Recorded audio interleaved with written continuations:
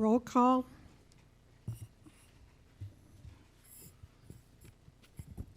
Parker. Here. Miscelinich. Here. Olson. Here. Zittergruen. Here. Chisel. Here.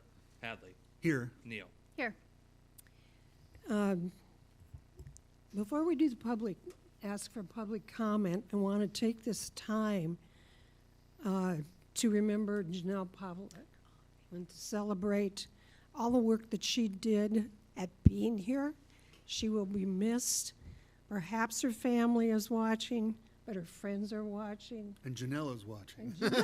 Watching. And my voice is raspy, and I'm sure she can't hear it there either. But I did want to take just a minute to celebrate her being chair. here. So, Thanks for doing that, Mayor. that being said, is there anybody who wishes to speak to the council from anything that is not on the agenda? Seeing and hearing none, we'll move on to the Decorah Historic Preservation Committee Annual Report. Mark?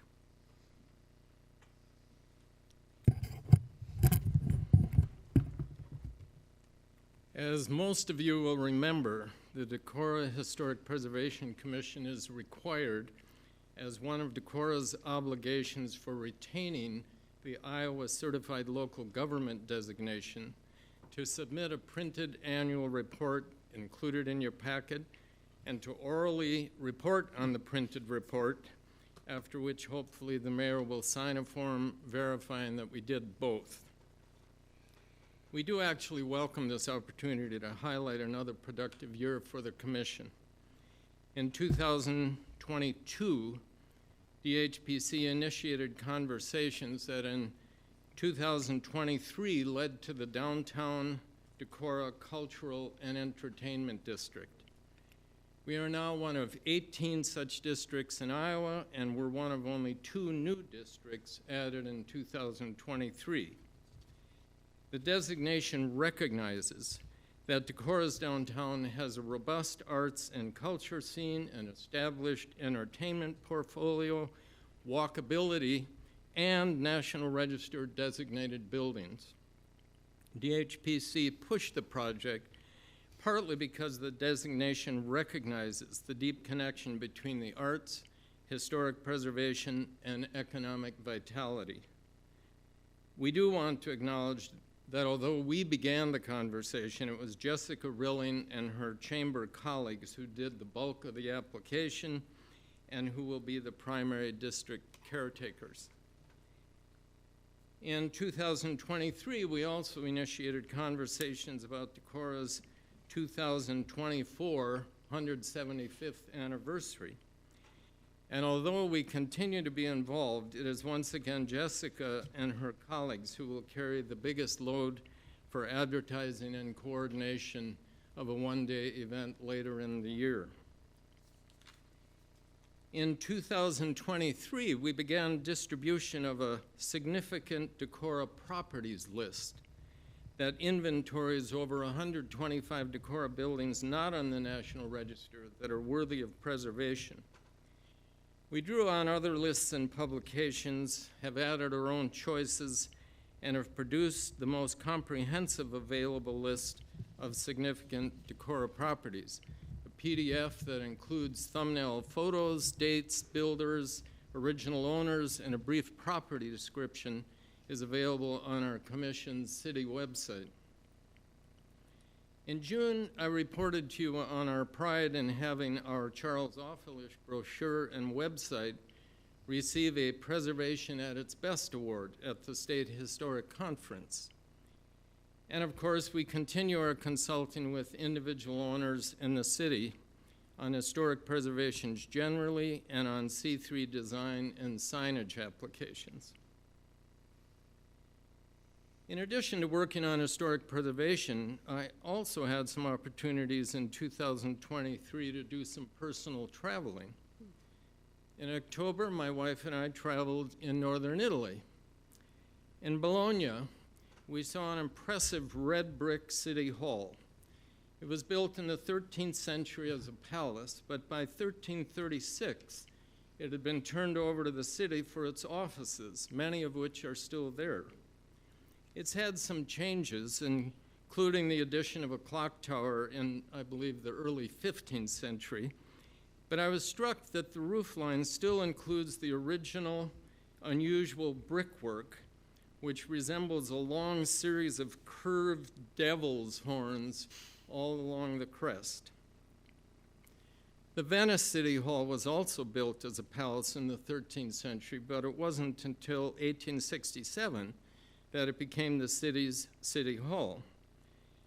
I suppose there are some challenges in maintaining a building lapped by the rising and falling waters of the Grand Canal, but the building is still impressively maintained. The Verona City Hall was only built in 1836. It has 18 huge stone columns on its front, but it's perhaps even more impressive that its offices look out onto the Verona Colosseum, which the Romans built of stone and brick 2,000 years ago, and that every summer houses sold-out opera performances. Over Christmas, my wife and I ventured on a 5,400-mile road trip through the American South. We saw some interesting city halls, some new, some old. I was perhaps most struck by the Savannah, Georgia City Hall, a visible landmark near the thriving waterfront. It's a 1904 neoclassical stone building with a copper dome that in 1987, the Savannah City Council decided to cover in gold leaf. Something for you to think about. Which brings me to this City Hall, one of the buildings on our significant Decorah property list. I'm sure you're all aware, if only because of the large architect's rendering on the lobby wall, that this building was designed by Decorah's most impactful engineer and architect, Charles Offelish. I brought along a few printed copies. Because I recognize that you guys are all doing important business. You probably don't every day of the week stop and look at that picture.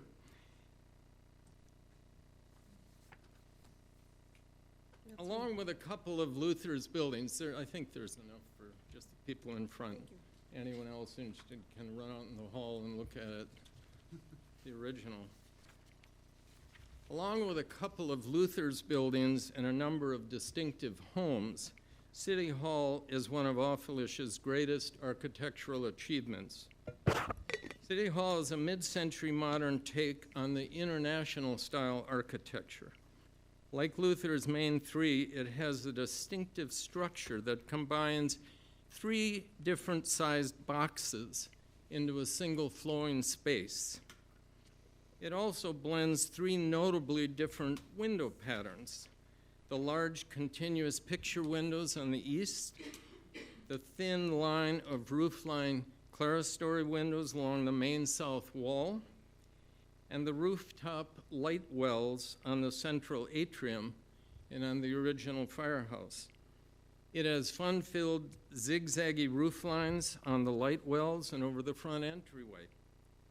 It contrasts the smooth stone of the east wall with the smooth brick of the southeast wall and of the firehouse, and with that extravaganza of elaborated brickwork on the south elevation, not very visible on these photocopies, and now unfortunately not very visible outside because those 5 decorative fruit trees that were planted some years ago have thrived in the southern sun, and so that whole wall is nearly obscured. Notably, for a 60-year-old building in America, our City Hall is still quite well preserved. The large-scale police and jail additions to the rear have, as they should have, respected and deferred to the original Offelish building. I bring up City Hall because the conversations about North Alley and the firehouse have generated a wide range of ideas, including some that would obscure or destroy Offelish's design. I'm not here tonight to solve the city's space issues, although I am confident that transforming the two firehouses into offices and mezzanine storage could be done without compromising office design.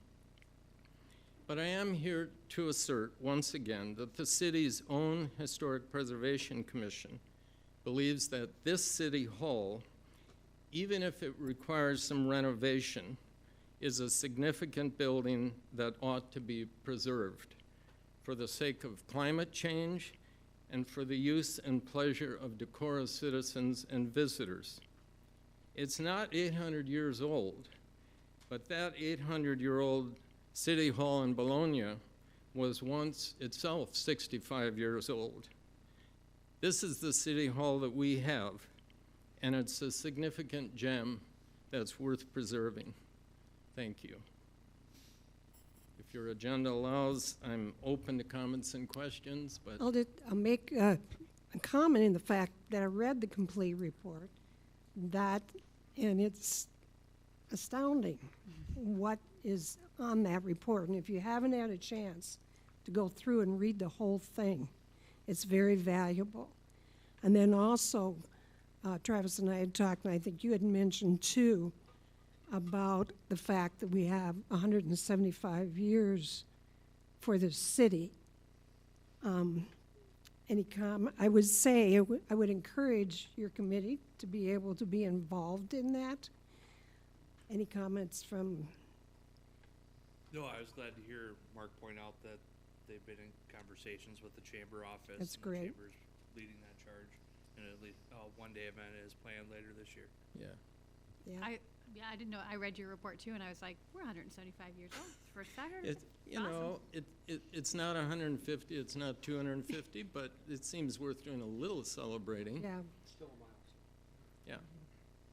it's the amount of work that your committee does on such a regular Yes. basis and to the intensity with which you work is very admirable. And Thank I you. really appreciate what you do. So, and if you want to come up, Oh, I'll give did this- you sign it already? Thank you so much. Thanks to your commission.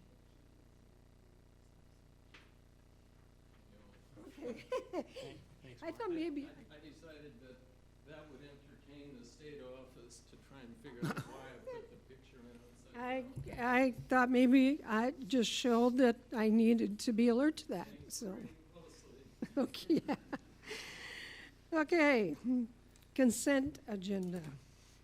I would ask to move item I off of the consent agenda for further discussion.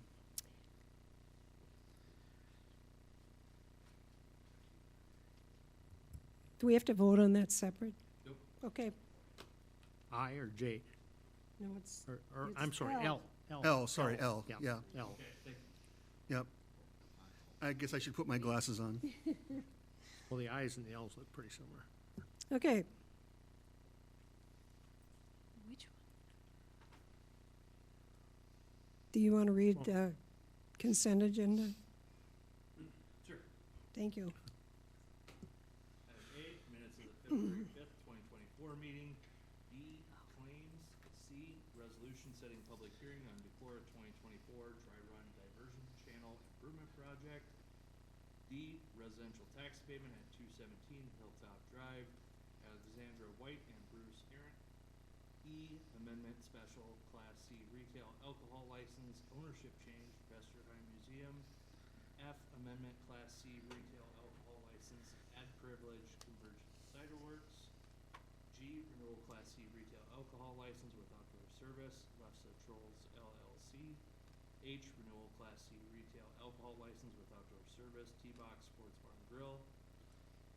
I, approve urban engineering professional services agreement for Decorah 2024 Highbury Street improvements utilities.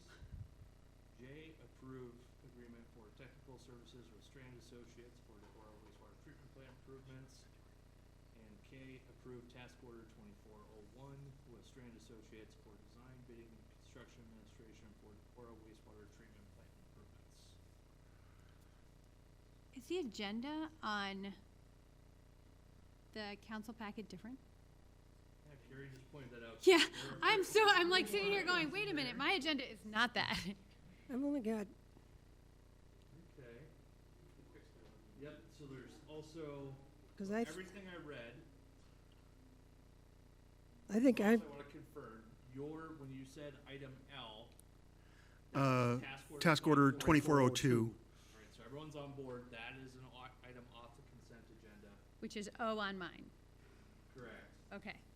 So, in addition to that, there are 3 items: amendment Class B alcohol license, ownership updates, quick start number 629, amendment Class B alcohol license, ownership updates, quick start number 1081, and amendment Class B alcohol license, ownership updates, quick start number 1190. okay. Yeah, I don't, I just got one real quick question on what our letter I is with Erdman Engineering. When we approved the street projects for this next year, I thought this work was already done by Jeremy. No, so this is part of the street plan for fiscal 25's construction cycle. It was anticipated that Jeremy would be doing it over fiscal 24.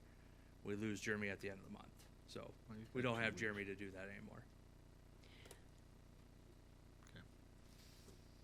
Potentially, if that position is replaced, You won't be soon and they enough. can do it, There's gonna be quite the learning curve, though. okay, that's And okay. it Yeah. wouldn't be soon enough to get Okay, it done. I'm just asking. Welcome to Decorah. Here's a $2.5 million street project. figured out. Design it. Okay, Motion to approve the consent agenda without item L on there? Or O. Yeah, L or O, I guess, depending on which one you're reading. I'll second. okay, motion made by Olson, seconded by Parker. Parker. Any further discussion? Hearing none, roll call. Olson, Aye. Parker, Aye. Miscelinich, Aye. Zittergruen, Aye. Chisel, Aye. Hadley, Aye. Neal. Aye. Motion carried. Conduct public hearing on amending chapter 1216 related to digital and electronic signs. Are we on the right? We You need, can, but Ross had pulled the item, Councilmember Hadley had pulled the item off the consent agenda. Do you want to discuss that one right away, or do you want to add it to the end of the agenda? Oh, no, can- I you just. can pick where you want No, it. you know what? I just eliminated it. I did- Well, that's fine with me, too. Okay, all right, let's discuss approved task order 1202 with Strand Associates for solar flexibility study for Decorah wastewater treatment plant improvement. Okay? So council can do one of 2 things based on the work session discussion ahead of time. You can either make an motion in the affirmative and have the vote play out as you want, or based on the conversation, I don't know that there's enough votes to move forward with it, so you could just say consensus is we're done. We don't need a formal vote on this, and Strand can go on about their business with just those 2 agreements signed. is there the third option to pursue bids for sort of the engineering spec in terms of solar out there? Or would you rather have that at a later date? Yeah, that's not an No. agendized Different item. thing, yeah. So Okay. you can't take action there, but I will also point out as, there's only been 2 engineering agreements approved without a bid. Engineering services are not subject to competitive bid requirements. We don't have to do that. So staff can just go out and work with other contractors on what we can do, putting together solar plans out there. Is there consent then to go forward without doing Yeah, this? I would support letting it die Yeah, on the vine. Right, right, Without a motion. right. Okay. Now we go on to the public hearing. Now that I've stated it, can you review it? Sure, so, amending chapter 1216 related to digital and electronic signs. So again, this is a public hearing required by state code, city code, prior to changes in our zoning ordinance. This public hearing was set at the January 16th meeting with no written comments or objections received at this time. So The proposed changes are a result of P and Z's discussion for several months around digital and electronic signs, and current code does not permit them at all. However, we have several of these throughout town that have either been approved by variance or by site plan review. Commercial site plan review have been approved. There are also some, I'm sure, since we can't find necessarily the documentation, that were just put there and just hasn't been called out yet. So P and Z is recommending an ordinance that would allow for digital signs, and there's a difference between digital and electronic in this language. Digital signs permissible across all commercial and zoning districts except the C3 zoning district, and electronic signs allowed across all commercial industrial zoning districts, with C3 signs would require their hours limited to the hours of operation. Now, the difference between digital and electronic is a digital sign can be, the user can input multiple slides, if you will, into a computer, and the sign itself rotates through those slides. An electronic sign is, I, as the owner, have to use a computer or some device to tell the sign what to say, and it stays that way until I come back again and tell it to say something else. Best example I can give of this are going to be the fuel price signs for Decorah Mart, Quick Star, where they are digitally displayed, but it's an electronic sign because it's a static figure. Now, digital signs would be other Quick Star signs that display, bread 99 cents, eggs 99 cents, that slide through. That's a digital sign. There are requirements on there on 0.3 foot candles set at preset distances. Those figures were developed after consulting with a number of sign vendors, as well as there was a industry report, if you will, that was kind of a best practices table, and so that's what P&Z is putting forward. Also, it would restrict that any digital sign must be at least 150 feet from any residential zoning district as well. Okay, I'm going to open the public hearing.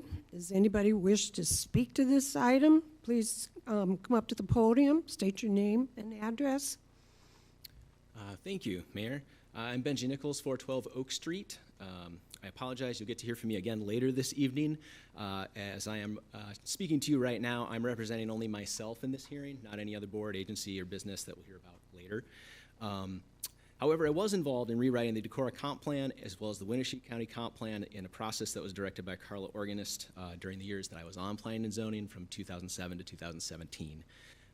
So Carla was with Upper Explorer Land at that time. She and UERPC had the contract that allowed us and helped us to rewrite both the comp plan for the city, later the county. Interesting experiences all around. At the time, there had been multiple electronic and digital signage issues that had come up. 3 things specifically that I'd love to share with you. The first is that we had site plans that were coming through the city, and electronic and digital signage weren't really being addressed. We didn't really have any code for them. There was nothing. There was some signage code. There wasn't anything that addressed this technology. So that was an issue. There were things that were already coming through and either just sort of floating through on the plans or making their way through. And the earliest example of those might have been McDonald's when they went from a static sign to what's now a digital sign.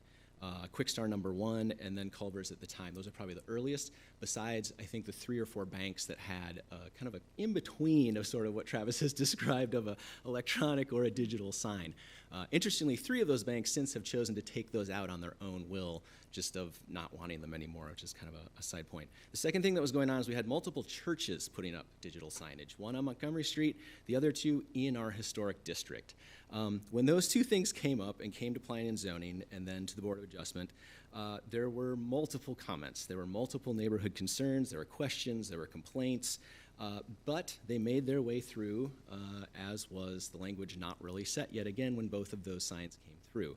I remember several having to take as the chair, taking several phone calls, several comments from neighbors of both of those churches and things. On we went. The third thing that happened that was maybe the most troubling at that time is towards the end of the comp plan process with Carla, we had a representative from Fairway at the time, nothing to do with the grocery store. They were the company that owned the billboard company at the time, now known as Lamer.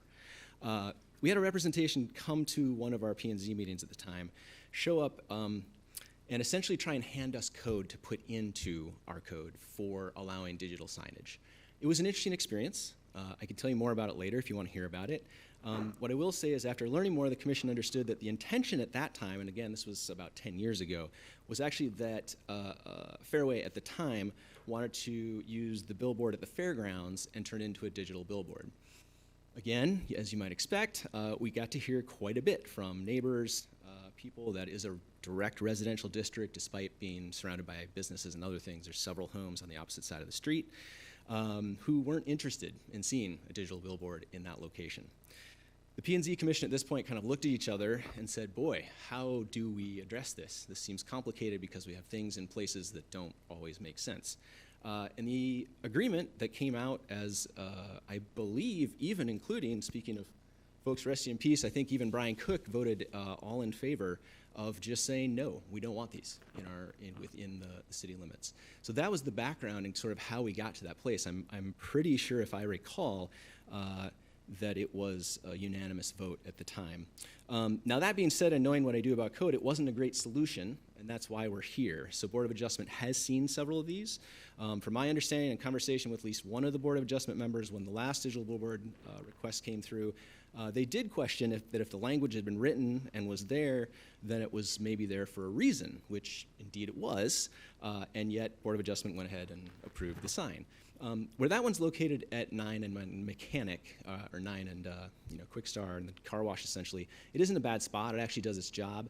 I know the chamber was very supportive of it. It does drive traffic downtown, so I really don't have an issue, and it's not really facing any residential things there. So again, I think within that district it works.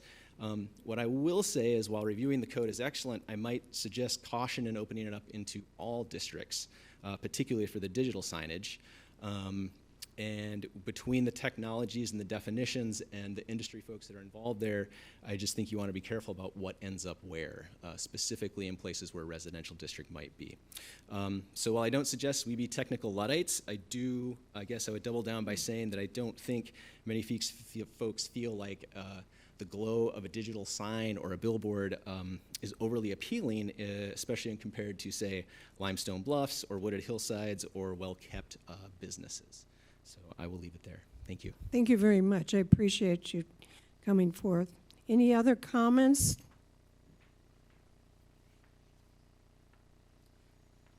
Mark Mugley, 722 Washington Street, actually speaking as chair of the Historic Preservation Commission. I feel a little odd speaking for the commission because a couple of other members followed this digital sign conversation more closely than I did. They were impressed, I think, that P&Z looked at this as thoroughly as they did, and the main sort of action that we took was to say that we appreciated the limitations within the C3 district, but we did not really, as a commission, address the signage in the rest of the city, including in historic districts. Thank you very much. Anyone else who wishes to speak to this item? Hearing none, seeing none, I'll close the public hearing. Consider ordinance amending Chapter 1216 related to digital and electric signage, first reading. I think I was pretty clear last time that and I haven't changed my point of view that I don't think we should be allowing digital signs within the city limits. I am frustrated that somehow we're creating an ordinance because there were so many violations of seemingly an ordinance that we did have. So I guess there's a part of me that's like, why aren't we enforcing the ordinance we had as opposed to rewriting a new one to then accommodate the signs that are there? I'll be voting no again I'll be voting no tonight because I don't want to see digital signs in any district in Decorah. Are we going with the idea that we're gonna grandfather the ones that currently exist that- in, like the two at the churches? And I guess there's one on Montgomery there where the The old hospital is. The church ones, I believe, are electronic. Well, they should be. They're supposed to not be moving. If But they they're are res- moving, then we can tell them not to move. But What, isn't that Both would be residential? prohibited. what? So I think I know what Chris is Right. getting at. It, from a staff perspective, it's all gonna depend on the documentation on whether it was approved through a variance or approved through a site plan process prior to, 3 years ago when sign permitting was removed from council and actually put on the zoning administrator. So if there's evidence to support a variance was granted or council approval was granted on a site plan that included digital electronic signage, then it would be considered legal non-conforming. However, bearing any evidence supporting either one of those two, it is today illegal non-conforming, and staff would then enforce and say, take it down. And even those that are illegal non-conforming with proposed code, we'd have the same response. And so, I'll be honest with you, staff, i.e. myself, have held off enforcing this section of code until this has made its way through council to know how big of a hornet's nest, how much I have to smack the hornet's nest. Okay. Well, I would move for approval of amending chapter 1216. I'll second. Moved by Chisel, seconded by Ms. Lineage. I do have a question. Will this still be in the hands of Board of Adjustment if somebody comes forward now, going forward, or is it a council, will it be a council decision? No. So Board of Adjustment would only be involved in the event that the proposed sign does not comply to the existing, or excuse me, not existing, the drafted, if approved, ordinance. Or I do want to point out Benji's comments on the billboard brought, I want to also provide clarity on the billboard permitted use in the C1 district. You saw 9 and short behind Quickstar there. Whether it's digital or not, still needed to go to Board of Adjustment, but not for a variance, for a special exception permit. That's in our code, that billboard needs to go to a Board of Adjustment for approval. There's like 9 criteria that need to be met. Check all the boxes, Board of Adjustment should approve. So they did that in addition to a variance to allow a digital electronic billboard. So a billboard would still have to go to Board of Adjustment for a special exemption permit, but the digital aspect wouldn't be a requirement, as long as it met the drafted requirements. Okay, thank you for clarifying that. So Randy, your motion then is to not allow electronic and digital signs? No, his is to pass the ordinance as it is. No, Yeah, Is- pass this Yeah. no, Randy's was to pass it as it is, as amended. as amended. As amended. What As amended. Yeah, amending it is changing this to no electronic or digital signs. Wait a second. You're saying that That's what I'm saying, that's where I'm confused at here. Wait a second. As Because the amendment is to take, drafted, yeah. have no electronic or digital signs anywhere Except for the C3. except for the C3, No. and no, then no. just No, that's electronic backwards. signs in the, That's backward. We're backwards. allowing them, just not in the C3. Correct? correct, Or yeah. excluding The C3. ordinance as drafted that we would be voting on tonight allows for electronic and digital signs in any industrial or commercial area except for C3. And if, not and, electronic signs, so again, a static message can be in a C3 district only during the hours of operation. Right. And I'm opposing it because I don't want to see digital signs. I mean, I guess this is my question, because one of my biggest concerns is both the billboard on Montgomery and the billboard right there by Ladybug Landscaping. If this passes, they can become digital, correct? Actually, no, for different reasons, because they wouldn't meet the billboard requirements. They They'd be wouldn't within allowed. 150 feet of a residence. Correct, yep. Can I have a concern? Yeah, go ahead.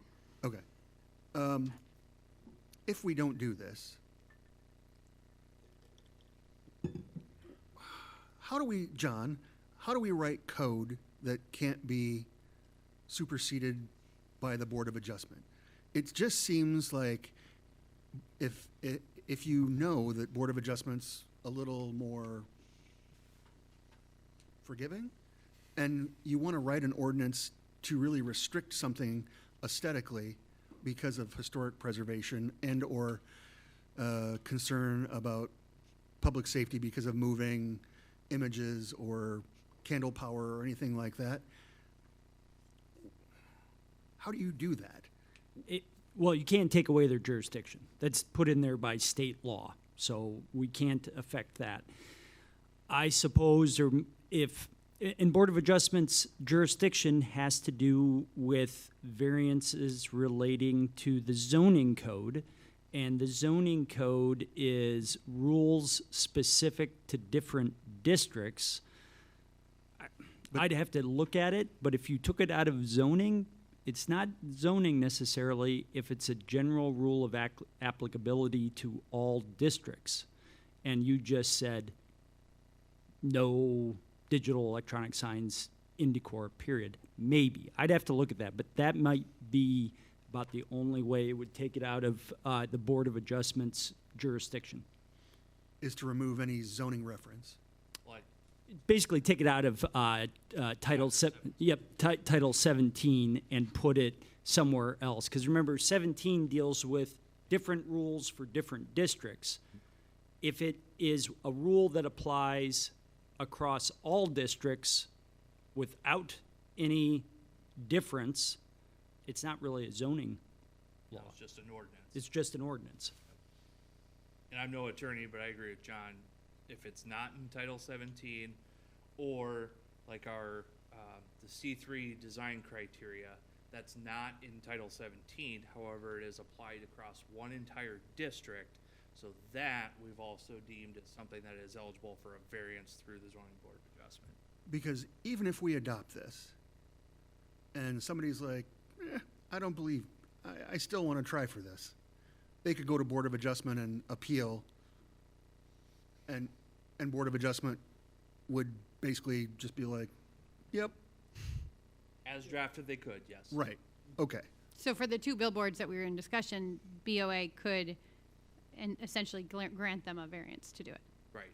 Board of Adjustment could. Yeah. But my response was, it would not be permissible. Right. Board But, of Adjustment would have to grant a variance. but if we created some type of ordinance that said no digital signs anywhere in Decorah, then they can't do that. Mhm.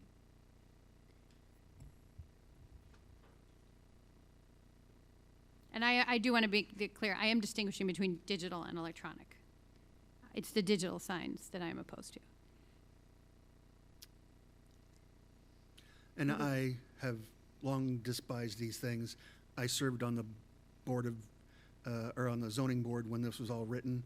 I felt like it was pretty clearly written for a reason, and the long-term temporary sign that I drive past in front of the Smith Building drives a stake into my heart every time I drive by it. Not to be overly dramatic, but you know, things are written for a reason, and not having enforcement is probably as important to me, and having continuity. And if Board of Adjustment can supersede this, it doesn't get my vote. And that's one of the signs on my list on, do I call and say, you gotta get rid of it? Or do I call and say, that message has to be on for no, like, it has to remain static for at least 8 seconds before you can transfer to the That next sign, one. the reason it's on wheels is because we agreed to it as a temporary sign, just like the fire department sign, and that sign has never moved. Even during COVID, didn't move to indicate where vaccines were done or anything like that. It's never moved. Then they put in a platform and power there. It was just flying in the face of what we did. And if this code doesn't solve that issue and Board of Adjustment can still change things, I won't vote for it until we actually have ability to affect the restrictions that we want. Do- And that sign, is that considered electronic or is that digital? It'd be electronic. Electronic sign, right? No, but it moves. So- No, Would it's be digital. digital. It moves too much. Because it slides. Yeah. Remember? Electronic is one static message until the owner changes the message. So even the- if it's scrolling or changing what says on it, that's digital. Well, but if So you the look two at at the C, churches would be as well. if you look Correct. if you look at item C in the 007 ordinance as drafted, digital or electronic signs shall only display a static message or messages. There shall be no effect of movement, blinking, animation, scrolling, flashing, or similar effects in the individual images. So that would mean that neither one could move, right? The way I read it.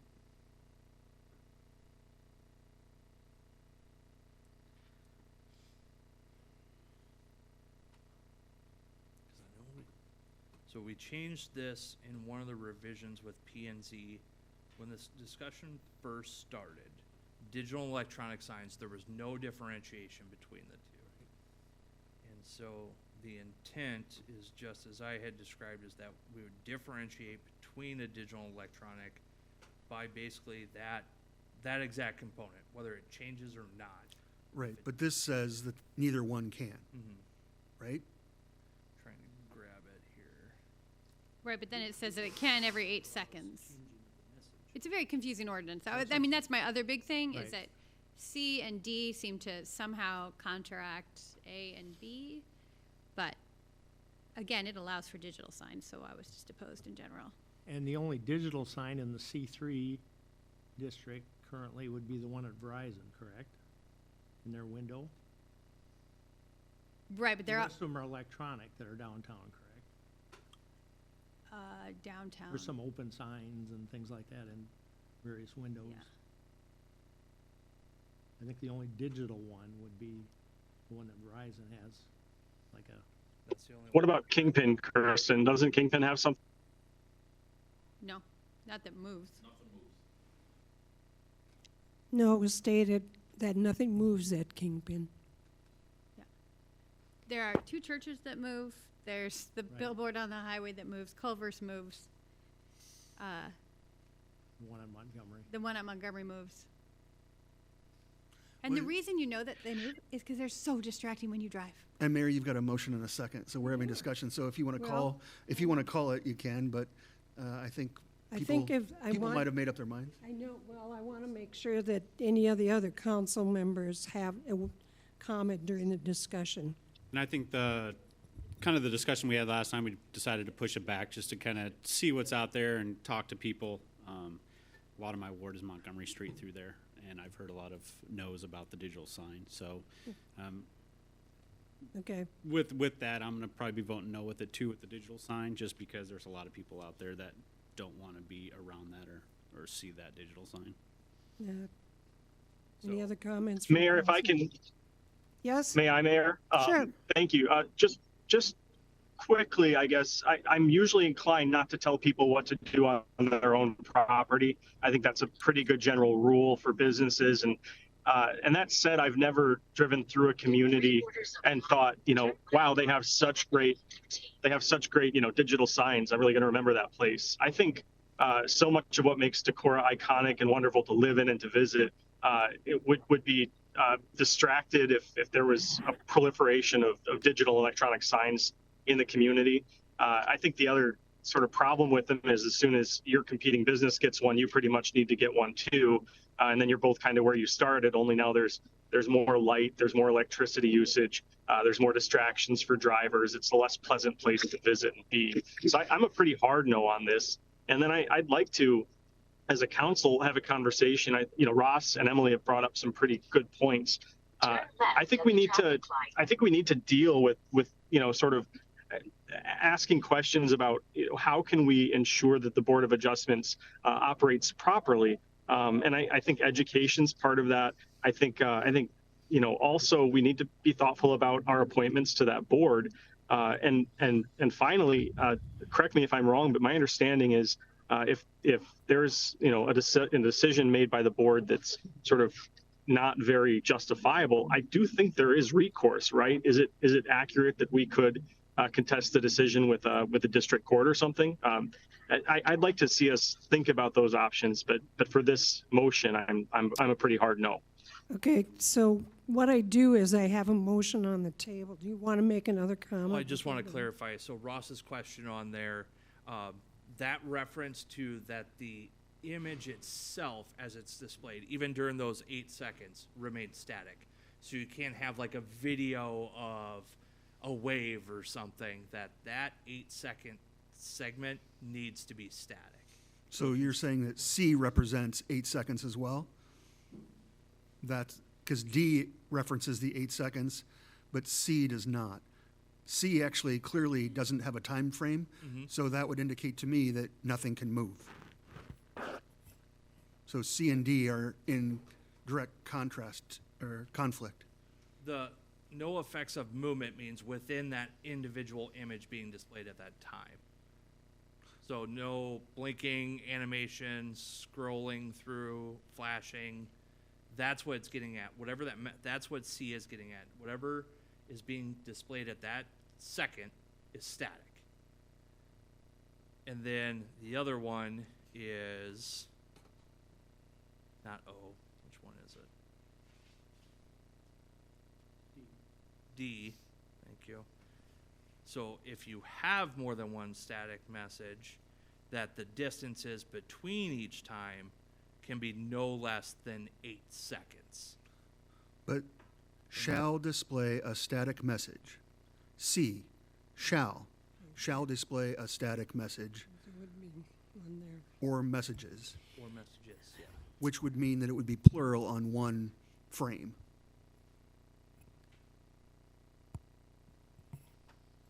Well, anyway, I'm voting no. I think it's poorly written Hey, code. okay, what I'm going to do is I'm going to call for the vote. There's enough discussion on this, and you've been pretty clear on how you feel about it, that there's going to have to be more consideration. So I'm going to call. Roll call? Jizzle? Aye. Ms. Selinich? Aye. Olson? Aye. Zittergruen? No. Hadley? No. Neal? No. Parker? No. Okay, motion failed. Correct. Can we So- direct staff to write a ordinance prohibiting digital signs? Well, P&Z made a recommendation of this one after 6 months of discussion. Sure, I'll go back with them and see if we'll start it again. Does it have to go through it's got to go back to P&Z then? Yep. Having a discussion, though, just having a discussion about the vote, if one wanted to take this out of zoning, as John indicated, to take it out of Chapter 17 to eliminate the conflict with the zoning and the Board of Adjustment, could we direct staff to research the feasibility of that? That's actually what I meant. And if you do that, then it is all across the board no. Yes. And that's, Yeah. okay. That is yes, actually what I That can be meant. done without P&Z. The ordinance would simply read any ordinance or any sections of code that, what's the term? In conflict would actually be repealed. And then things that are not, how are things handled? So I know that zoning, when something is non-compliant and the business or whatever doesn't operate for more than, I don't remember how many months it is, like maybe 12 months, that it reverts back to the original zoning, not the grandfathered zoning, correct? The non-conforming. How does something that's out of compliance with an ordinance work?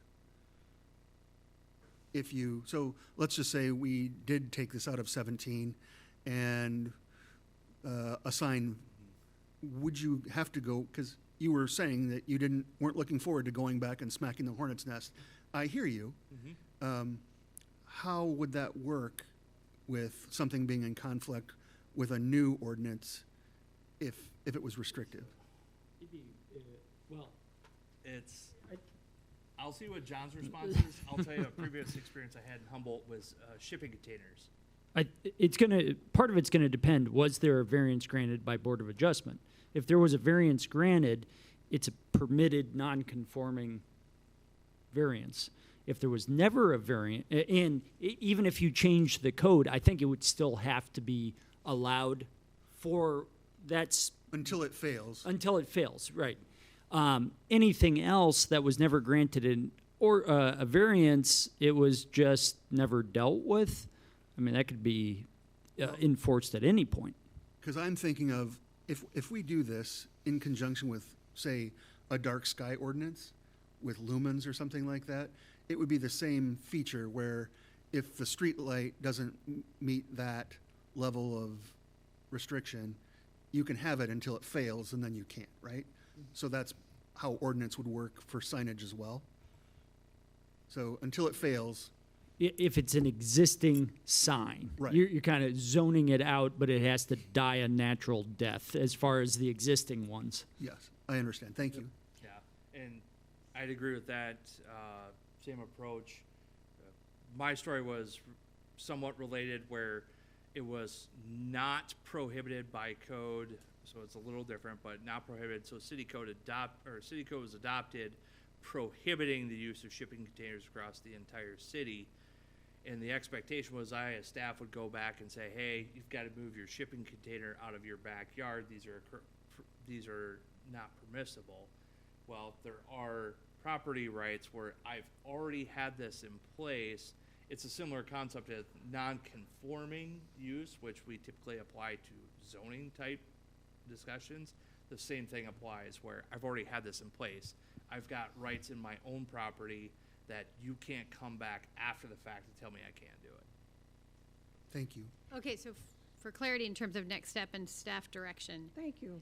I'm hoping that we would, I want to see it not as a zoning issue, but actually as an ordinance for digital signs, not electronic, but digital. We can do that. Okay.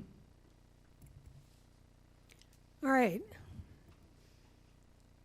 Approve Ossie Haugen ALTA plat and survey. Want to give some background on that, please? Yes, so council saw a rendition of this during the site plan of Ossie Hagen when it was submitted. It showed a separate lot for the actual site. This plat of survey, it's the first division since a subdivision plat was approved. And so one division is allowed by state code before triggering, once you have a second, then you gotta do a subdivision plat. So no subdivision required.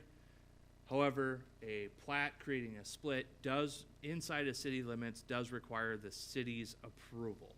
So that's where we're at. This would create a lot split. Staff has identified two contingencies. One, honestly, both very simple. One, the address is incorrect, should be 607 Highland Drive. And then easement on the southwest portion of Lot 1 of Lot 10 should be identified as a 50-foot wide sanitary sewer, water main utilities, and access easement. P&Z has reviewed and recommends approval based on the staff contingencies. Without looking at it super closely, does the split of this property change the stormwater requirements for this project? No, Okay. no, because the site plan itself was considered on just that top lot anyway. Okay.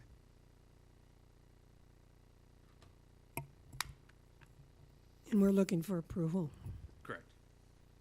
So moved. Second. Motion. Mayor, I made- move to approve with a staff contingency. I did have a motion to approve here and seconded by Listen, Ms. Lineage. Christopher. Discussion.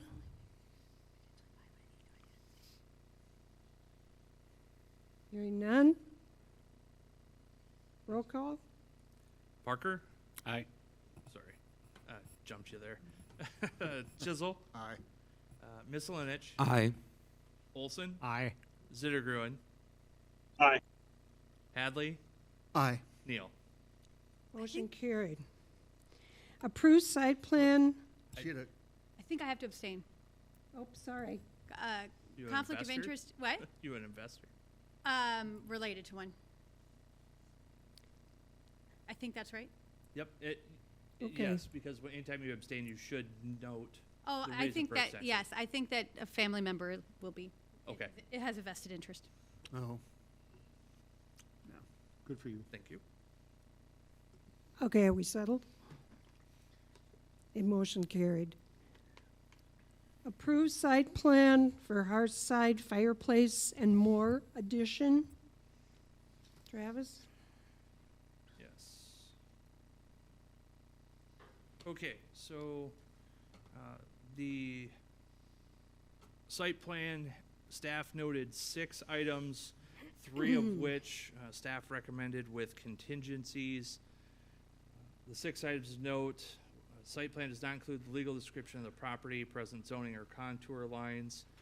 During P and Z, it was discussed and noted at a minimum need at least finished floor elevations. Item 2, no current or proposed utilities were shown on the site plans. Assume that existing internal utilities will be utilized. That was confirmed at P and Z. 3, the initial building received a variance for 0-foot setbacks for parking and a variance to parking minimums requiring 9. Classifying the addition as storage would require another 3 stalls for a total of 12.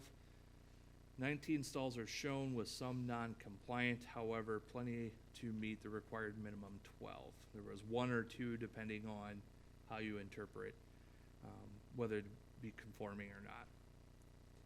Item 4, site plan does not show an accessible ADA parking stall. A minimum of 1 van accessible ADA parking stall is required. 5, no bicycle parking is shown. Minimum of 1 bicycle parking stall needs to be provided. Again, that just needs to be shown on the site plan where that would be located. And 6, based on the site plan of the proposed project, a stormwater management plan is not required.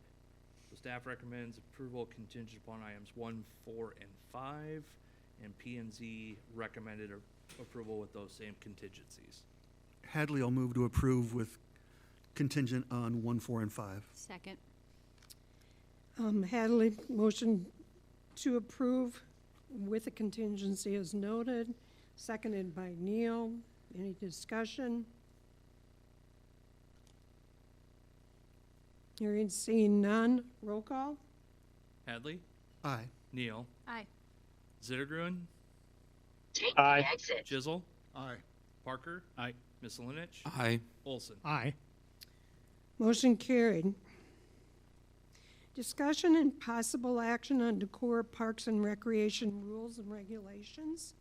Says there's not an action on this, but potentially. I'm not sure how that's stated there like that, but would you give some background on this, please? Right, so I'll tag team the background a bit on John with this, because we do have some recommendations on if council wants to take some form of action moving forward.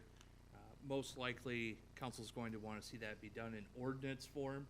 Otherwise, if it is, if Park Board establishes their own rules, that's one of their responsibilities within code. So council doesn't approve Park Board's rules, but there might be some changes that council wants to see done, but those should be done most likely in ordinance form. So with that, did I cover that pretty good, John?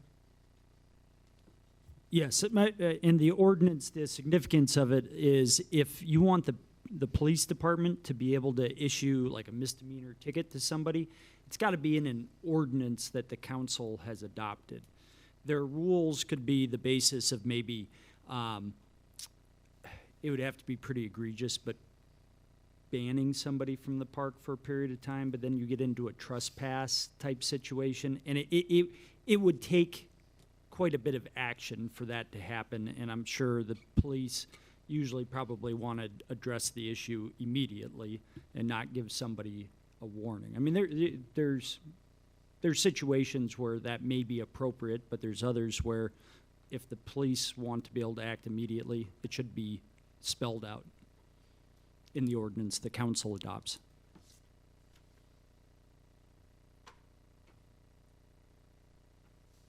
I guess I had asked this to be brought forth for the council along with Councilperson Neal, because I feel like it's important that we have continuity for the parks and for public safety. to support each other, support each other's ordinances and policies from an enforcement standpoint. And also, I appreciate the park board's work on updating this. It's kind of like the comp plan update. It's not a sexy thing, but having a document that's living that that can support continuity is important. So I guess I wanted to make sure we got eyes on it so that we can, my hope was that we can acknowledge and accept, not adopt, so that we're not bound by anything, but acknowledge the work. Because to me, it didn't look like there needed to be ordinance changes because it referenced existing ordinances. It was just in support, the policy was in support of the ordinance, as opposed to in the past where things were not clear. And that was my question, I guess. I didn't see any place where it didn't reference an ordinance that supported the park rule.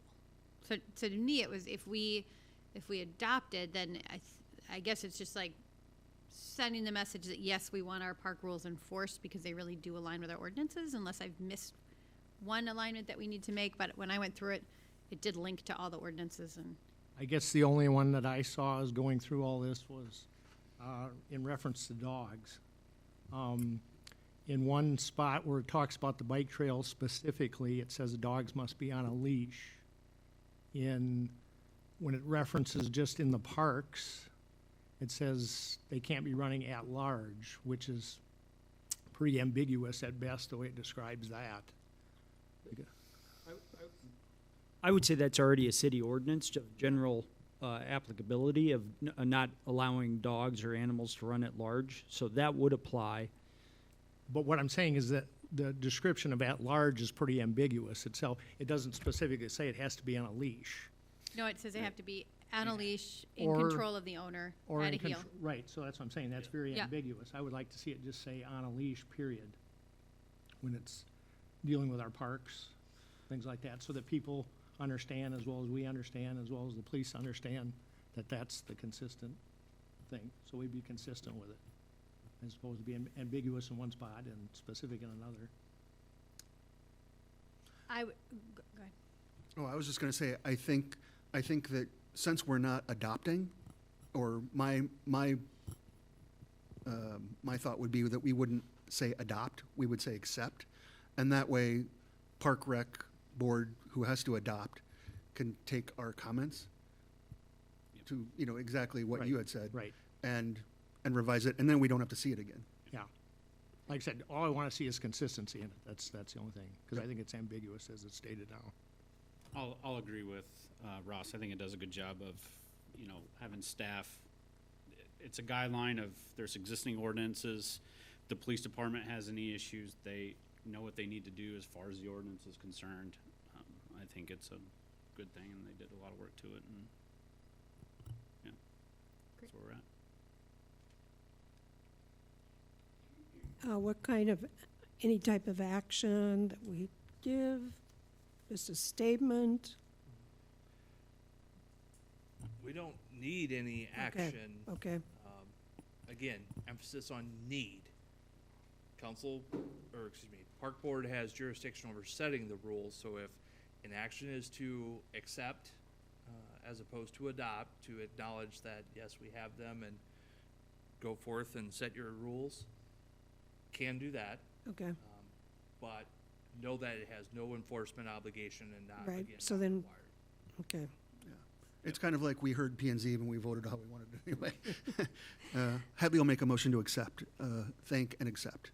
Neil second.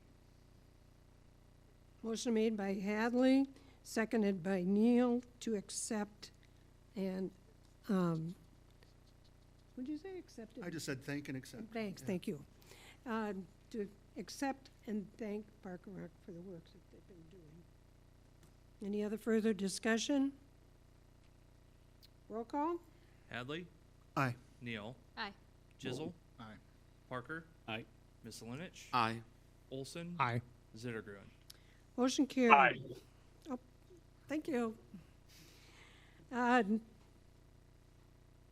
Discussion on draft fiscal year 25 budget, including oops, did I skip one? Sorry. Discussion on EECBG grant application. So most of this is going to be presented by Michelle Barnes with under Sustainability Commission, right? Under Sustainability Commission. Yep. So Sustainability is considering recommending applying for an EECBG grant application. This is different than the one the city served as the applicant passed through for SETI. This is a competitive statewide application, correct? Correct. And the focus would be potentially programs benefiting those of low moderate income with energy efficiencies.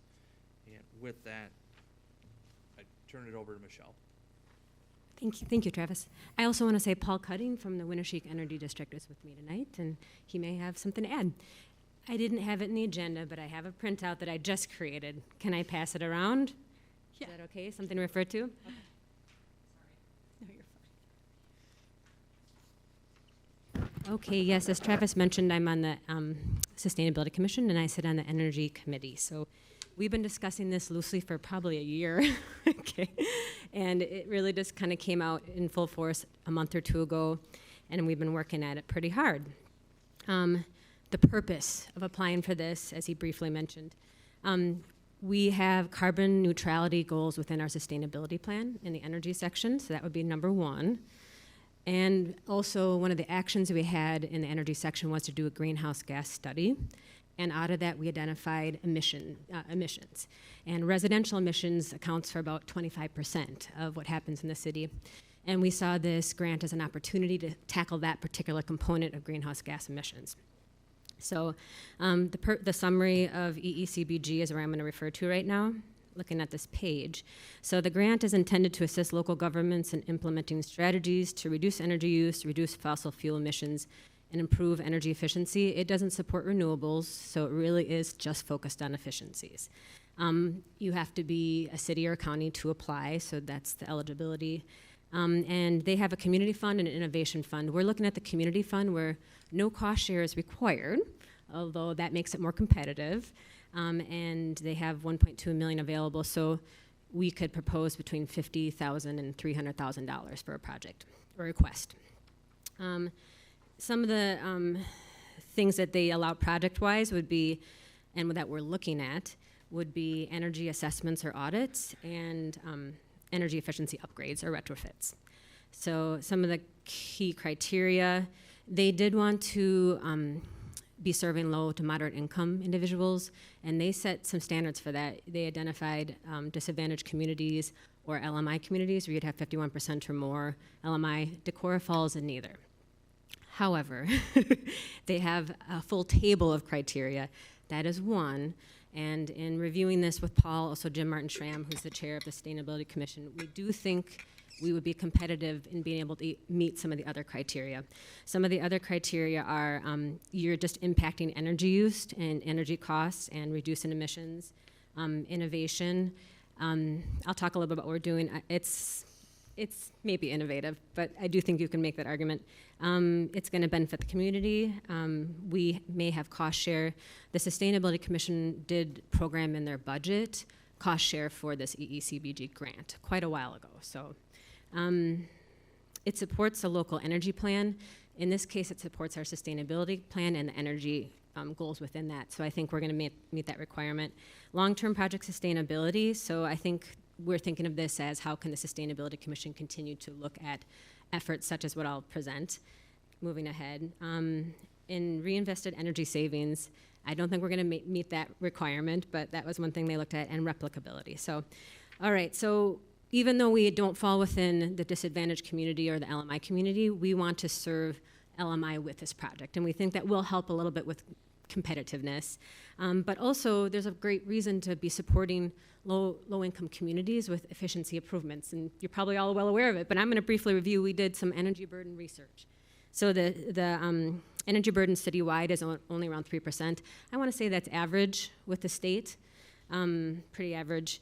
But as you go down area median income, so if you look at below 80%, it doubles to 6% of your income for energy cost. And then 60% area median income, it's 8%.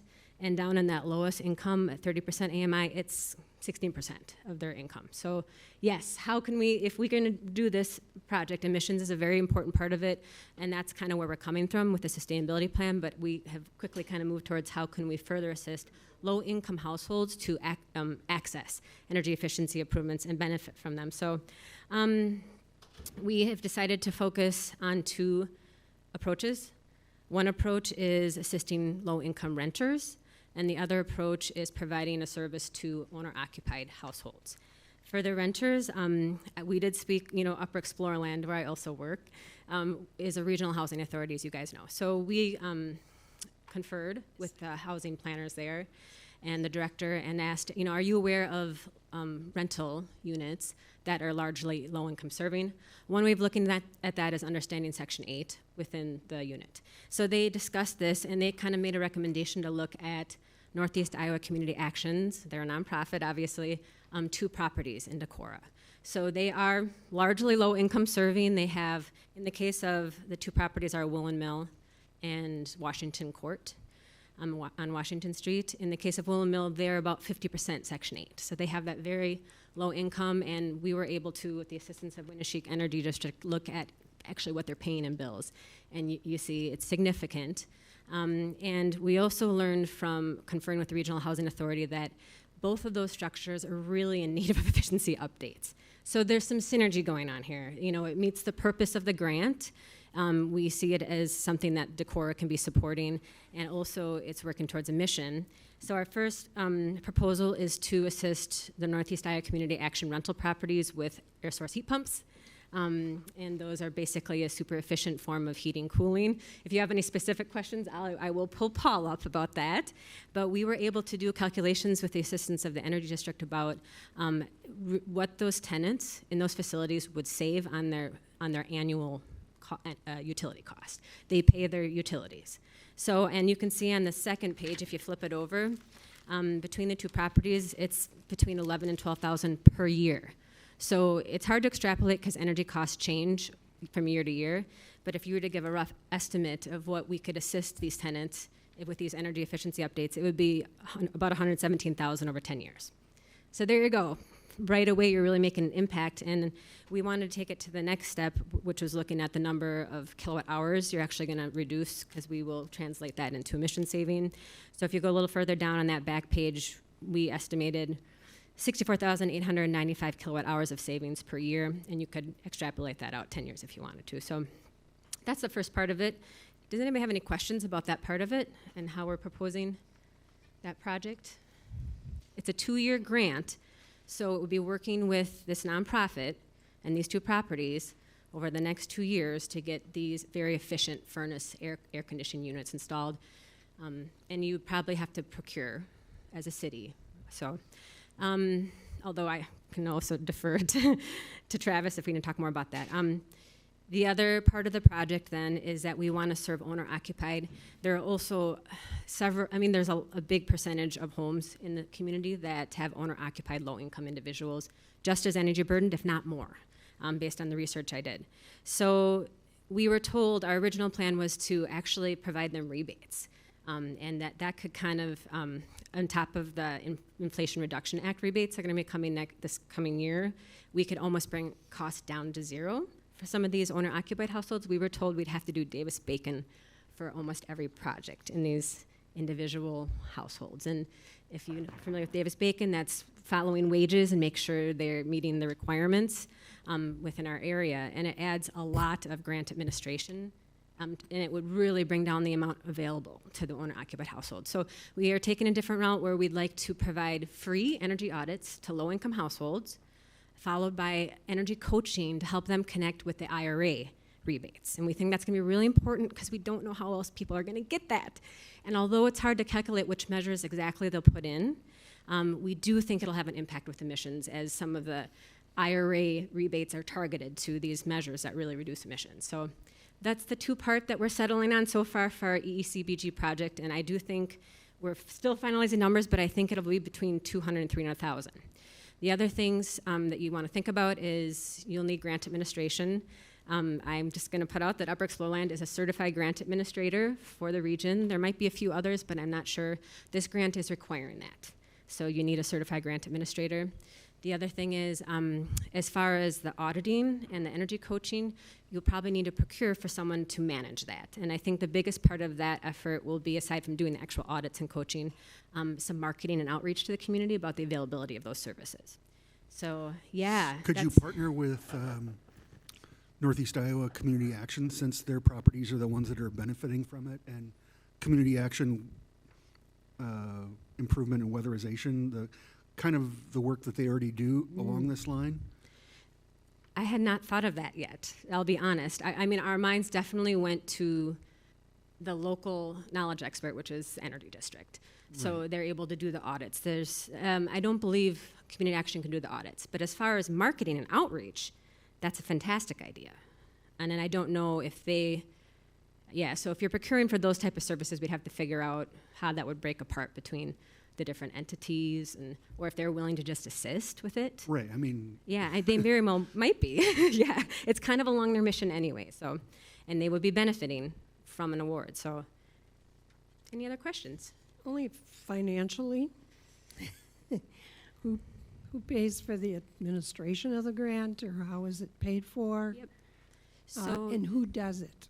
So I mentioned Upper Explorerland. I'm as being a certified grant administrator, and I'll say that we'd appreciate you asking us more about that. By March, we'll come back to you, and you would need to do a resolution about moving forward, about who your grant administrator will be, and about any local match. So as far as covering the cost of grant administration, it would be incorporated right within your request to the state. It gets covered. I think they may cap it at 10%, but I don't believe it would go up that high. So Can you explain, I know sometimes grants flow through the city. Is that the way it would be in this case? Yeah. Or is the city that's doing the grant in this case? And in that case, then who does the administration? Well, then we would have to work with Upper Explorerland to do the administration. I for asked it? Travis if the city wanted to do it because they could. I'm out. They could do it. And I got the message that he would rather no, I not. know. Okay. No, Basically, what you're asking for us tonight is to say that there is a grant for that sustainability is interested for applying for about $200,000 to $300,000 that will have administration baked into the request that doesn't require a cash match, and should you apply for it? Yes, although I will say we are going to talk to the Sustainability Commission this Wednesday about that match of $20,000 from the city, which would be essentially a cash match, yep. But what I really wanted from you guys was you not being blindsided when I come to you in March. Right. I wanted to make you familiar with it. I wanted to make sure you didn't have any red flags and just gather any additional helpful input you have, how we can make this better even. So, yeah, did I answer your questions? Because I mean, I think it's a viable grant. I think it would be something worth, attempting to get. My biggest concern is the money. Yep, so the cost would be, ultimately, based on what we're thinking about proposing, you're gonna have to make a decision about whether you're providing any cost share through the sustainability funds that they had set aside for ECBG. If you, in the end, you decide you don't want to provide that, we can still apply, makes us a little bit less competitive. But 20,000 makes sense given the ask.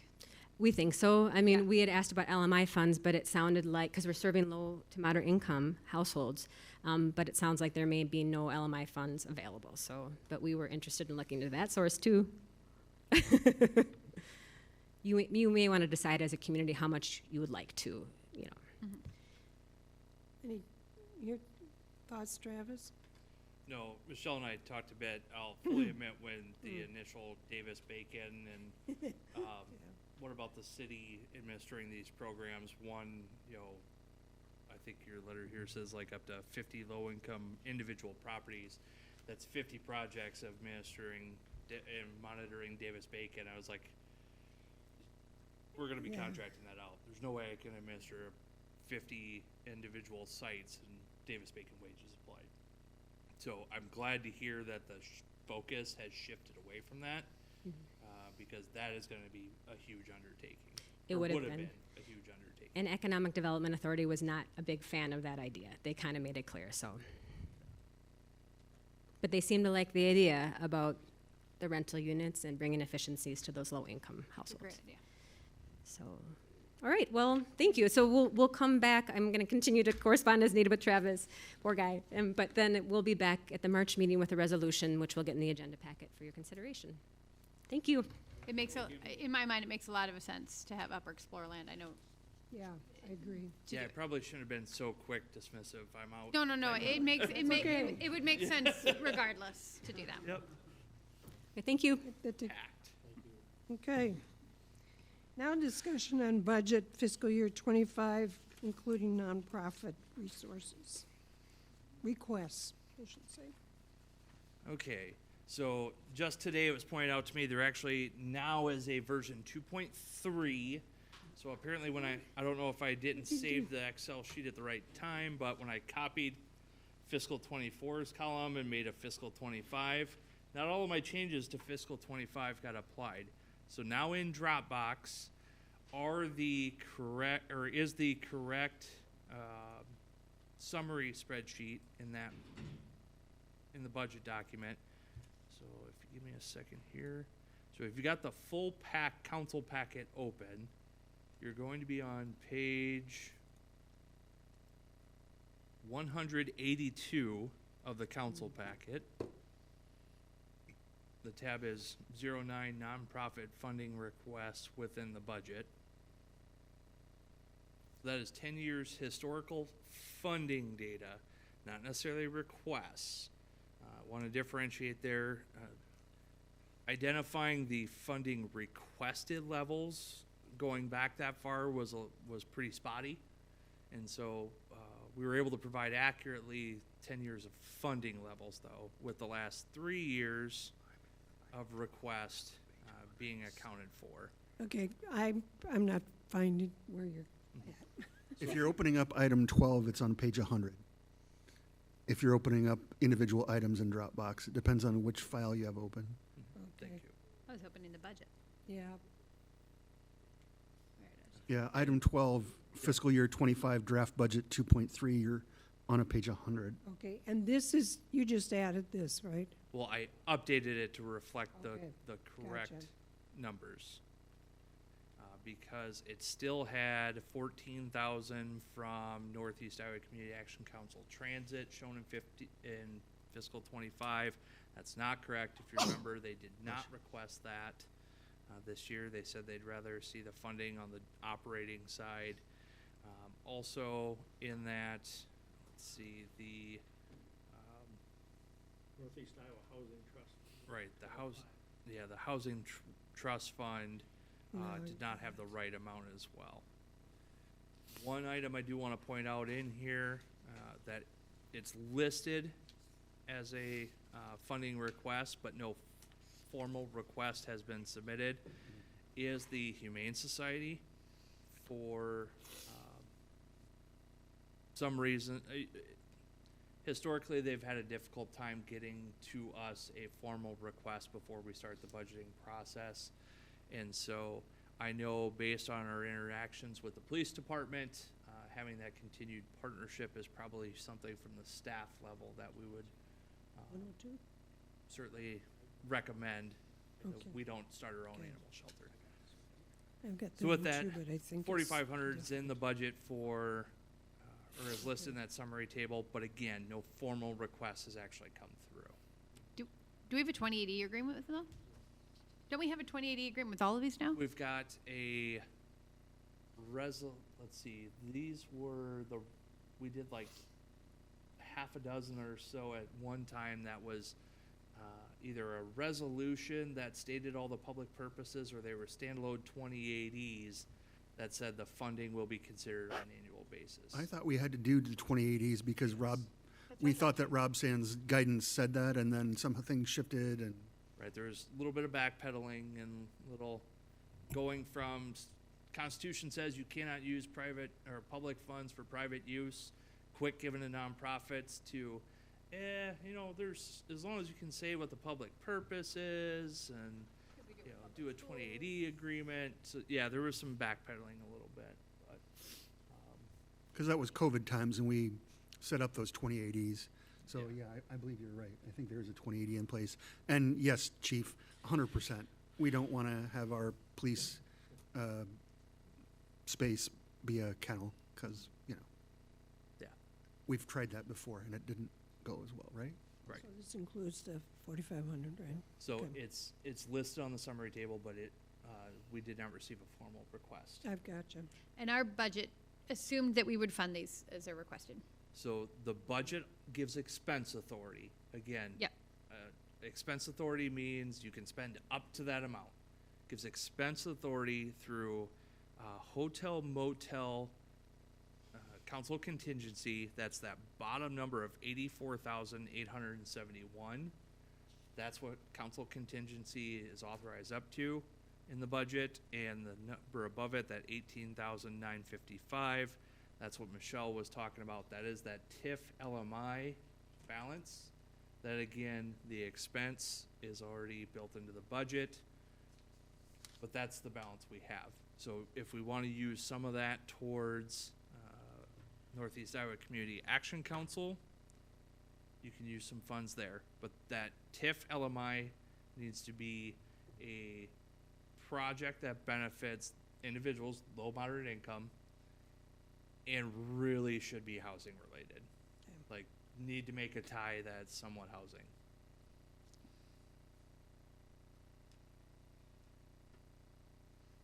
So the total for all the requests of nonprofits that we received is $62,537, including $4,500 for Humane Society.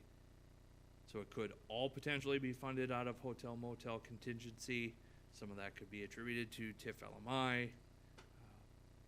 I know comments have made about sustainability funds for what meets sustainability goals. So if council believes that one of these groups helps achieve sustainability's goals, could potentially use that. Did we discuss the idea of using that 7587 community action fund? Take that out of sustainability? No, I think that's the TIF LMI. Because that's the only one we can use that for. Northeast Iowa Housing Trust Fund? You could do either one. Both could Oh. work. Yeah.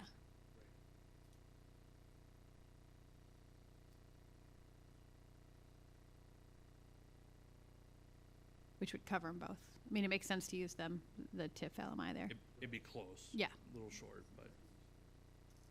And that's the, So, Right. yeah, so use TIF LMI and then use sustainability to make up the difference? For those two. Yeah. Yeah, yeah. Yeah. for the housing and for the family assistance, right? Okay. Does that make sense? Yep. Yeah. Look at that. And so I know one of the main things that's been brought up the last two meetings was council saying, yes, we're going to make these contributions, or no, we don't plan on, so that we can get that information to these nonprofits, whether they can anticipate revenues or not. I will, of course, wait until the council approves the budget to make that call, but know that if it's in the budget, we're going to tell them it's in there for them to get. That's correct. Mhm. And I know from talking to Jessica and Stephanie, the earlier they know, the better. Mhm. What they're doing with their funds. I appreciated you talking with them and then providing the information that they gave you on what are the work projects that they've worked on. So now that that conversation's been had, unless there's other comments with that one. So this is kind of the last once over before that March 5th meeting. We will have a resolution to set the taxpayer hearing notice, ready to go to set the levy rates, or set the proposed levy rates, get that up to the county so they can mail that notice out to every taxpayer in the county. So if there's any other thoughts on not just like shifting where we're paying within individual funds, but any large-scale impacts that would change levies, if council could have that conversation now, that'd be a good idea before we get to March 5th.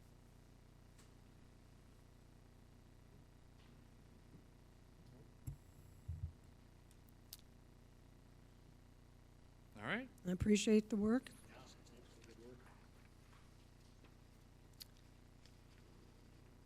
Okay, All right, thank you. okay. Vacancies. We have a vacancy on the Human Rights Commission, and you haven't received any applications on that, right, Carrie? Somebody was talking about it. And, Sustainability Commission is going to have 2 openings because Kevin Klosterwood has decided to resign due to the fact that he's got 2 young kids at home. It gets to be too much. So there's 2 on sustainability. We have 1 on Board of Adjustment, and then we have 1 on Civil Service Commission, as Larry Stevenson is stepping down and will not take any additional requests to be on. He's served that for quite some time. So those are the vacancies we have on commissions. Okay, city manager, department head, and council reports. I'll keep mine real brief. Legislative session, we're past the first funnel. Again, a couple of bills out there impacting cities, some of the main ones. There's some MFPRSI, 2 bills out there proposing changes there. 1 on making disciplinary practices a little bit more difficult, and the other on including all cancers as a presumed workplace injury. So that has some potential financial impacts. The stormwater and what has been called the topsoil bill is now back in its nearly original form, where it would prevent cities from enforcing any stormwater requirements above the state and federal requirements, which, for a reminder for many and maybe new news for some, is nothing. So any requirements beyond that for post-development stormwater control, the city would have to bear the cost for the design, construction, implementation. So essentially saying, if you want to put any kind of stormwater practices as a requirement for development, city has to pay for it. So that bill, we're keeping a close eye on that one. The library bill discussions have come to a screeching halt. The library groups are very vocal, and apparently the league could learn a few things from the way that one went. But as I pointed out this morning, ironically enough, there's actually a very, very similar bill out there for human rights commissions that would do kind of the same thing, but nobody's heard about that, right? So anyway, that's also out there. And with that, Did that's you all I hear have. anything about the Civil Service Commission? Anything on that? Yeah, so there's a bill out there that would also allow for the suspension of the civil service list in some situations. That's a bill still very much alive, but we'll keep an eye on that one too. That's a positive one. Is it cancer, any cancer for any city employee? 411 covered employees, so police and fire. Okay. Anything else? Oh, on a positive note, I know, I think Bergen is chairing this on the floor. There's a bill that would allow for cities on publications to do basically there's an online permitting requirement. It's not as, it was a very pro-city bill 2 years ago, I think it was, that for $5 you could do an online posting with the Department of Management and meet your publication requirements. This one is a watered-down version of that, but it still would go to web-based publication requirements with the newspapers that have their own website. So there's that. He's also flooring a bill on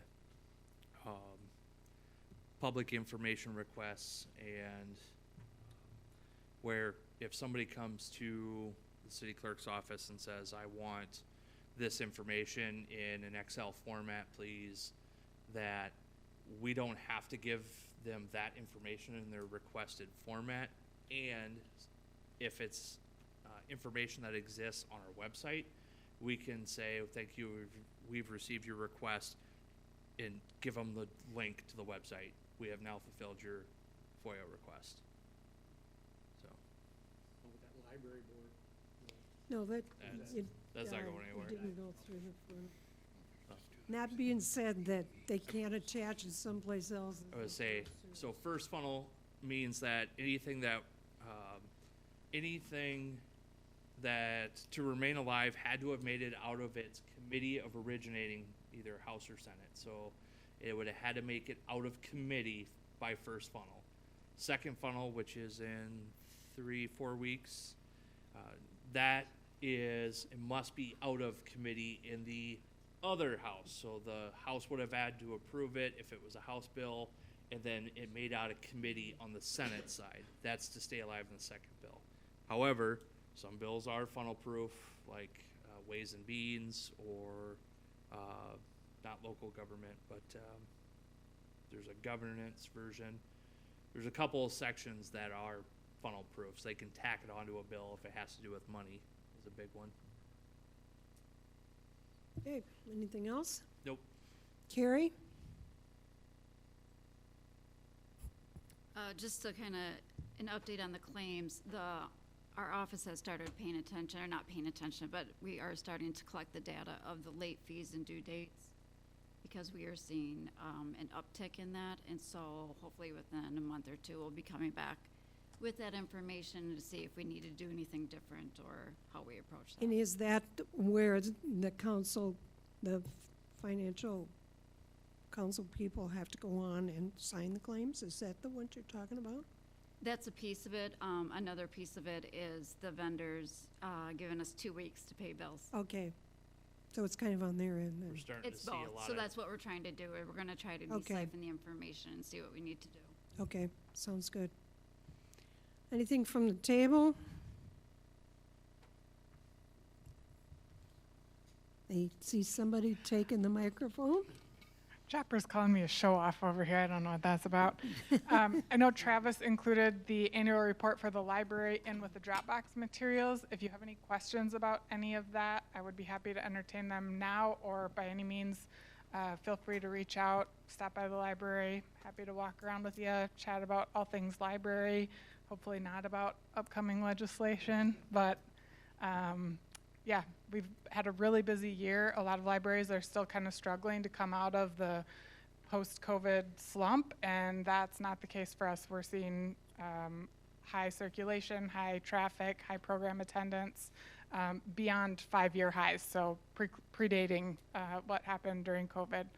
So things have been going really well. I appreciated the report. The one question I had is, can you state how many, or let me know how many items you have in your collection now? Not off the top of my head, but I No, can email that to you. No, Yep. I'm just Absolutely. asking for Mhm. that. Okay. And then that way we can kind of see that as you go with your report too. But I appreciated the report. I thought it was excellent. Sure. Anything else? Okay, let's see. Let's go. Kirsten, do you have anything? Just a couple things. When I talked to Jessica up here at the chamber, she filled me in on what happened with Restaurant Week just a couple weeks ago. That was their first time they'd done that. They got really good feedback from all the restaurants. I think Twin Springs said they doubled the amount of business they had from that week the previous year. And I think every one of them had increased sales from that, so it worked out really well. So they're looking forward to the second one. The other thing is the Oneoto Film Festival is coming up. Dates are 2/29 through 3/3. If you want to interested in that, go online and that'll fill you in. Participating businesses are T-Box, Driftless Yoga, Hotel Winnebago, Convergence, Art House, and the VFW, where they'll be showing the film. So it's really a good thing for people to take part in. It's really a fun way to see some really good films. Great. Christopher? I just wanted to start out by saying I'm really appreciative. I know this month has been busy. I've been visiting with a lot of department heads and processing through that rest of the month as well. My appreciation is just around, the open communication you guys have with me and that you're willing to meet and just have conversations. So, Thanks. Brent? I have nothing. Randy? Nothing this evening, Mayor. Ross? Nothing, Mayor. Emily? I did want to echo your sentiments about the loss of Janelle. She'll be greatly missed for sure. I also wanted to let everyone know there is a Sustainability Commission meeting on Wednesday. It looks like they're going to be talking about waste subcommittee and sort of new language related to waste goals coming up for their revision. There'll be some talk around that EECBG grant as well, and that is at 5:45 on Wednesday here, right?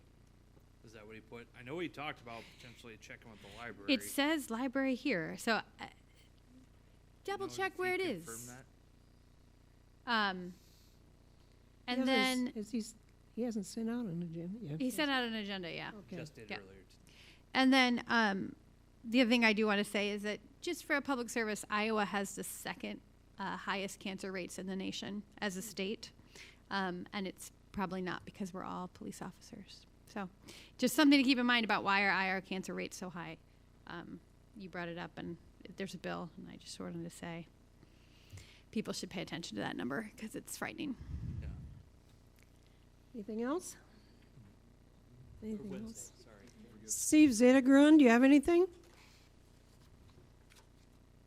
Just want to thank everyone for being patient with me needing to do this at a distance. Hello from Georgiana, Alabama, and I'm dealing with a sort of family medical issue, needing to get a vehicle back to Iowa. So Well, I took care of that. Drive safely. Drive safely if you can still hear us. We'll probably come, hey, just drive safely. Okay. Okay, I want to extend congratulations to the speech groups in the high school for how many they had and how well they all did. It's a testament to the hard work that those high school kids put forth. So, anything else? Okay, I'll make a motion to adjourn.